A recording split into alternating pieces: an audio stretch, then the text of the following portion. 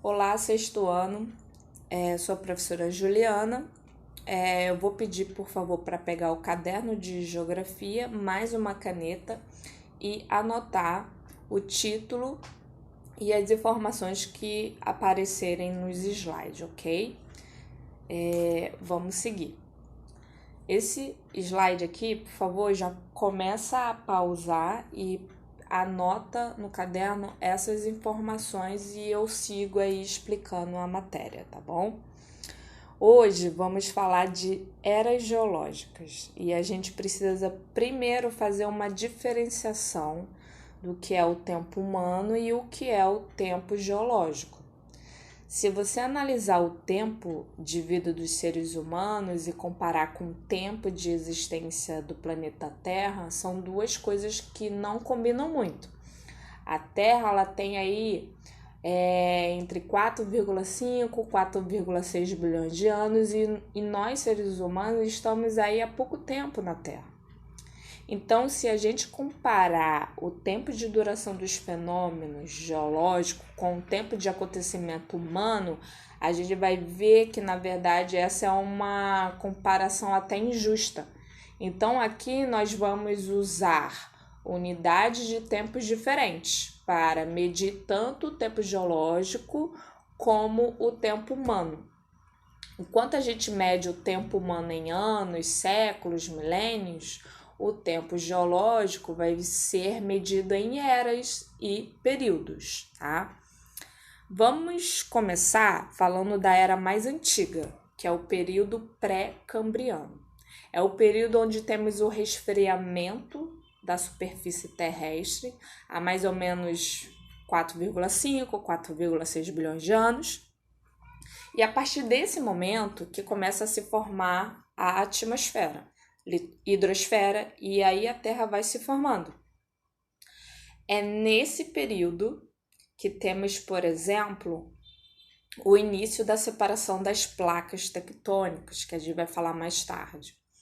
O que era Pangeia começa a se separar.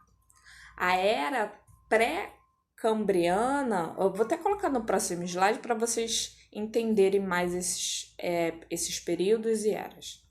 Vamos focar aqui na era pré-cambriana, que vai ser dividida em dois períodos: o período arqueano e o período proterozoico. O que tem de fenômeno interessante nessa área? Primeiro, o início da vida do planeta, começando lá pelos seres unicelulares e a vida marinha. Depois, nós temos a formação de uma atmosfera, a partir do resfriamento das rochas, formação dos oceanos e os primeiros animais e vegetais. É importante salientar, lembrar que estamos falando aqui de formas de vida primitivas, tá bom?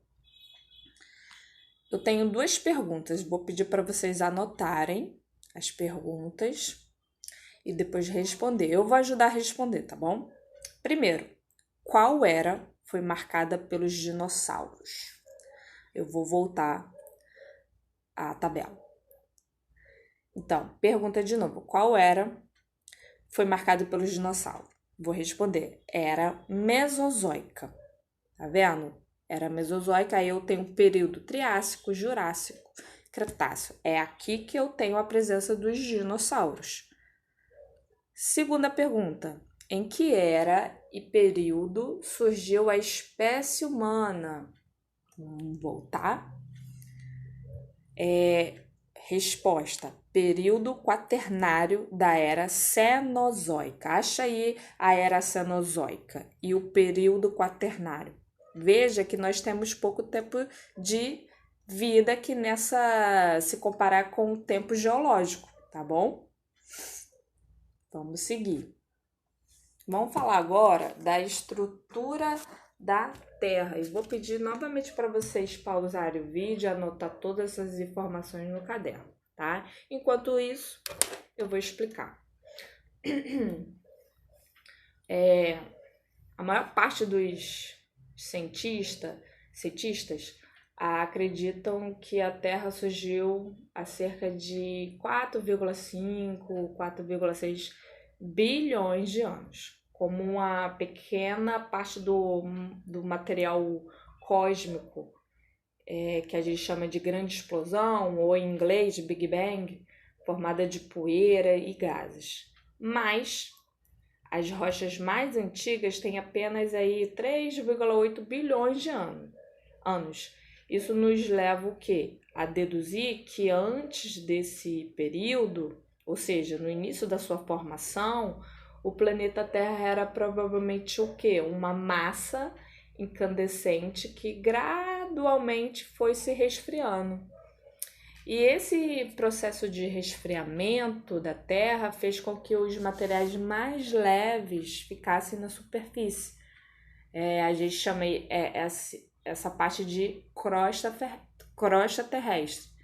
Já os elementos mais pesados, o ferro e o níquel, submergiram formando o que? O núcleo do planeta. Entre essas duas camadas encontra-se o manto terrestre, como mostra a figura do lado direito. Eu tenho aqui a representação do núcleo, manto, a astenosfera e litosfera. Vou falar um pouquinho rapidinho dessas camadas, tá? A litosfera é a camada superior, né? Que já se encontra resfriada e tem uma espessura média de 25 quilômetros, tá bom? O manto, que é a camada intermediária, ainda se encontra muito aquecida, tá? Com temperaturas de até 3,500 graus Celsius, ou seja, muito, muito quente, tá bom? Eu tenho aí a astenosfera, que é a zona, como diz aqui, é uma zona frágil ou menos rígida do manto.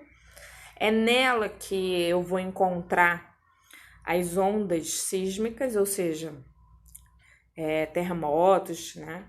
Essas ondas sísmicas, elas diminuem de velocidade aqui na astenosfera, ok?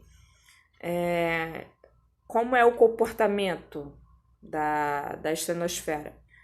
É um comportamento, como posso dizer, sendo mais didática, comportamento mais plástico do que a litosfera e o manto, ok? Depois eu tenho o que? O núcleo, que é a camada central, é a camada mais quente da Terra, tá bom? Com presença aí de níquel e ferro. Por isso que eu coloquei essa imagem aqui, isso aqui é níquel. Aonde eu encontro níquel? Em bijuteria, a moeda de R$1, aquilo ali é puro níquel, tá bom? Aqui eu coloquei essa imagem um pouco maior para vocês observarem o núcleo, o manto, a astenosfera, a litosfera, tá bom? Agora anota aí, por favor, no caderno, a deriva continental, tá bom? E vamos lá. Ao longo dos séculos, pesquisadores eles elaboraram inúmeras teorias para explicar a forma dos continentes, né? E somente lá no final do século XIX, início do século XX, surgiram contribuições científicas realmente relevantes sobre esse assunto. E uma delas veio de um astrônomo alemão, que eu não sei falar o nome dele, já é um nome bem difícil, mas eu vou falar Alfred Lohan. Não dá, é meio difícil o nome dele. Mas enfim, esse cientista, esse astrônomo, ele veio com uma teoria, que é a teoria da deriva continental, né? Segundo essa teoria, todos os continentes já estiveram unidos no passado, formando um supercontinente chamado Pangeia, que era banhado por um único oceano, o Oceano Pantalasa. A primeira divisão desse supercontinente criou duas grandes massas de terra, uma no hemisfério norte, chamada Laurásia, aqui ó, Laurásia, e a outra no hemisfério sul, chamada Gondwana. Essa imagem aqui, ela representa muito bem o que eu tô falando. Estudos novos, recentes, efetuados aí por meio de tecnologias modernas, provaram que esse cientista, Alfred, já havia constatado que as massas continentais estão à deriva, ou seja, deslocam-se sobre a camada do planeta Terra denominada manto, tá bom? Outra imagem aqui, que é o nosso planeta hoje, tá? Entenda que aqui essas setas, ela diz o quê? Que é a movimentação do continente, é a direção, tá bom? As setas, elas representam o sentido da movimentação da litosfera, ok? Aqui eu tenho a representação dos movimentos das placas tectônicas. Veja que aqui eu tenho do lado esquerdo, eu tenho duas setas se chocando. Aqui eu vou ter o quê? Um choque entre duas placas tectônicas, a gente chama de movimento convergente, quando as duas se encontram, quando as duas se chocam, eu vou ter aí uma cadeia, o resultado disso é o quê? Uma cadeia de montanha, tá? Outro, na parte central aqui eu tenho uma erupção, eu tenho aí um vulcão, tá? Na próxima imagem, cadê? Eu tenho aí alguns dados sobre placas tectônicas, por favor, anotar. Então, as placas tectônicas, a evolução dessa teoria deu origem a outra, tá? Conhecida atualmente como teoria das placas tectônicas, que afirma que a litosfera ela é composta de grandes placas de diferentes formatos e com milhares de quilômetros de extensão. Essas placas elas se deslocam sobre o manto terrestre.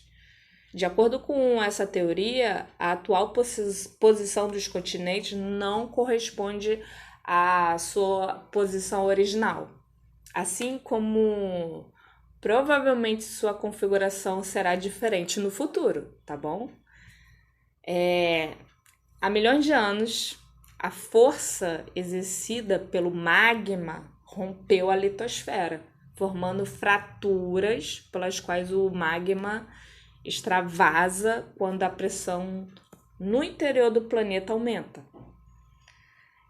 Essas fraturas passaram a constituir o limite entre diversas placas tectônicas que corresponde à litosfera, tá bom? Os movimentos tectônicos, eles podem ser lentos e muitas vezes imperceptíveis ao ser humano, mas também podem ser bruscos a ponto de provocar grandes tremores no solo. Esses movimentos nunca param e interferem na forma da superfície terrestre há milhões de anos, tá bom? Esse mapa que eu coloquei aqui, perceba que tem em vermelho aqui, esse em vermelho são os limites das placas tectônicas, ok? Vamos para o próximo slide, eu vou falar sobre o território brasileiro na placa sul-americana, tá? O território brasileiro, juntamente da América do Sul, encontra-se sobre a placa sul-americana, um bloco rochoso que se afasta lentamente da placa africana e, ao mesmo tempo, choca-se com a placa de Nazca.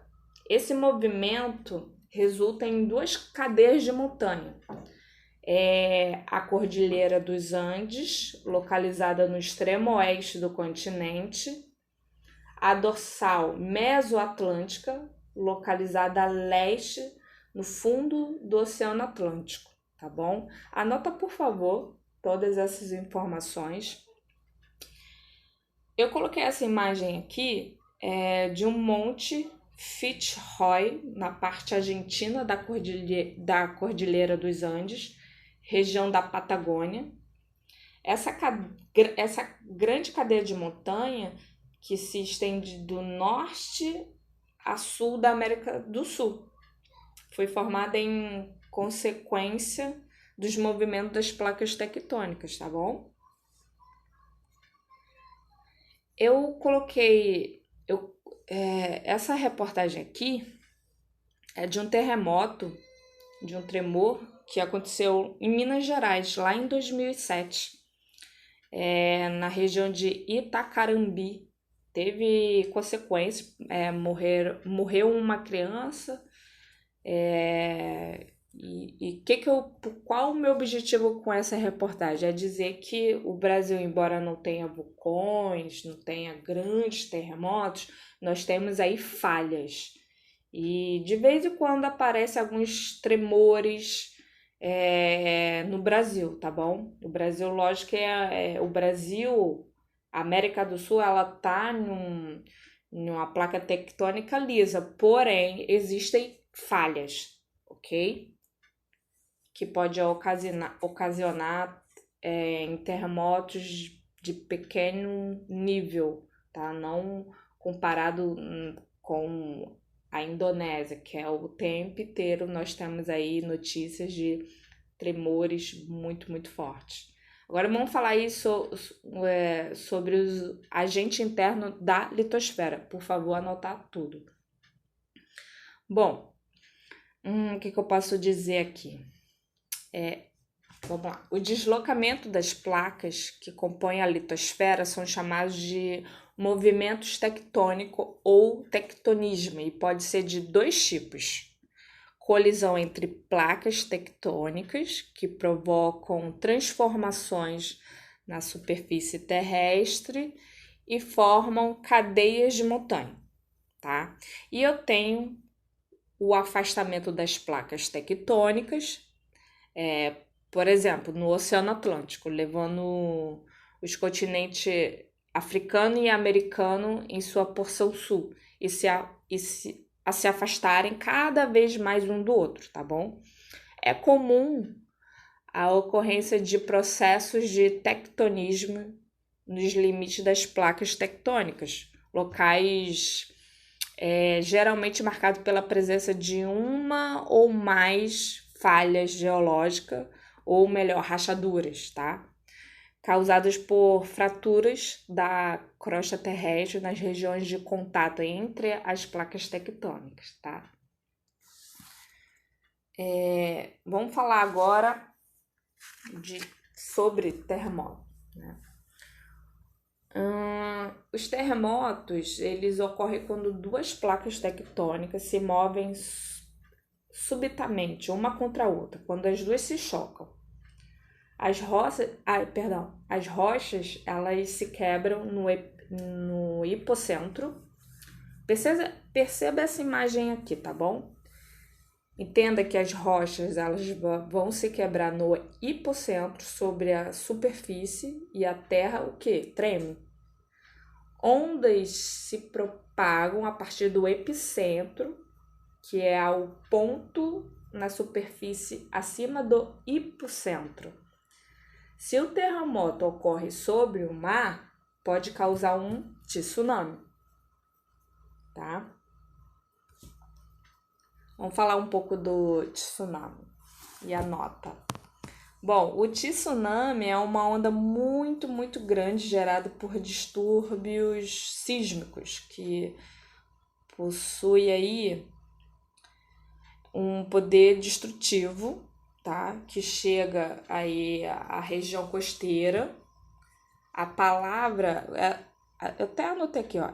Essa palavra vem do japonês tsu, porto, e nem, onda, mar, tá? Não é comum na América do Sul, tá bom? Pode ser que tenha registros no Chile. O Chile, ele tem muito tremores, tá bom? Mas é muito comum no Japão, enfim. Teve até, acho que 2011, teve um tsunami que avançou sobre residências no Japão. E acho que é na região de Natori, enfim. É só você colocar aí na internet tsunami Japão, tem vários, ok? Vulcões, vamos falar sobre vulcões? Os vulcões são o quê? Aberturas que expelem magma. Grande parte dos vulcões em atividade está localizada nos limites entre as placas tectônicas, como na parte oeste do continente americano, na Indonésia e até no meio do Oceano Atlântico, ok? As zonas de elevado calor correspondem aos principais limites que separam as placas tectônicas. Entenda o seguinte, que nem todo vulcanismo, atividade vulcânica terrestre ocorre nas margens das placas. Uma estreita linha de magma queima através da costa, como um maçarico, criando centros vulcânicos. Foi assim que surgiu as ilhas do Havaí, por exemplo. Uma cadeia de ilhas começa com um vulcão que ergue sobre um ponto quente, que a gente chama de hotspot. E quando a placa se afasta desse ponto, o vulcão se extingue e se ergue, então, um segundo vulcão. O processo se repete, produzindo assim uma cadeia de ilhas, tá bom? Aqui eu coloquei essa imagem para vocês entenderem a representação de um vulcão, tá bom? Eu tenho aí o magma que expele. Você tem aí a base aqui, na base eu tenho a chaminé, a lava, a cratera, ok? Lembra do exemplo das ilhas do Havaí? Esse processo, que nem todo vulcanismo ele está ali na borda das placas tectônicas, que o vulcanismo ele segue, tá? Ele vai furando essa crosta. O exemplo é o Havaí. O Havaí é isso, tá bom? Eu coloquei essa imagem das zonas sísmicas para vocês visualizarem que o América do Sul, o Brasil principalmente, ele está numa placa lisa, porém nós temos falhas, tá? Eu nunca vou falar para vocês que o Brasil nunca vai ter terremoto. Você não posso falar isso, mas entenda que essas zonas com intensa atividade sísmica, elas existem, tá? Essas zonas, elas mostram o quê? Os limites das placas tectônicas. E no Chile, lembra que eu falei do Chile? Que pode um dia ter um tsunami? Por quê? Porque eles estão aí, no limite no limite da placa tectônica. Eu tenho uma grande presença de vulcões ativos. Eu tenho terremotos, tá bom? Bom estudo e boa semana. Coloquei um pensamento aí, comece cada dia com um pensamento de fé, termine cada dia com uma palavra de agradecimento.